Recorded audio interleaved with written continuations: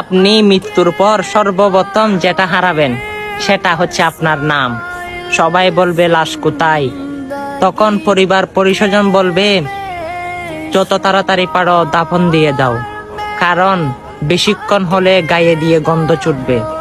তখন এমন একটি সাদা কাফন আপনাকে জড়ানো হবে, যে কাফনের মধ্যে কোনো পকেট থাকবে না, যে কাফনের মধ্যে আপনি দুনিয়ার কিছু নিতে পারবেন না।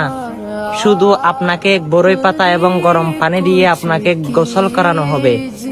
অবশ্যই আপনার কোটি টাকা, লক্ষ টাকা সবকিছু পড়ে রয়ে যাবে, শুধু থাকবেন আপনি একা ঘরে।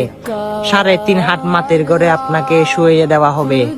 আর আপনি সেই শোয়ানোর ঘরকে যদি দুনিয়া থাকাকালীন উজ্জ্বল করতে পারবেন, তাহলে সে ঘর নূরে নূরতে হবে, নূরে আলোকিত হবে, নূরে নূর হয়ে যাবে।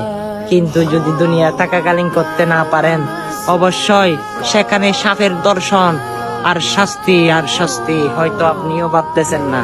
চলুন না ভাই, 5 ওয়াক্ত নামাজ পড়ি এবং আল্লাহর রাসূলের বাণীগুলো মানুষের কাছে কায়েম করি। সেই নামাজে দেখবেন আপনার অন্ধকার কবরকে জান্নাতের বাগান করে দিবেন। অবশ্যই ভিডিওটা ভালো লাগলে দয়া করে সকল মানুষকে দেখার সুযোগ করে দিবেন। আমিন।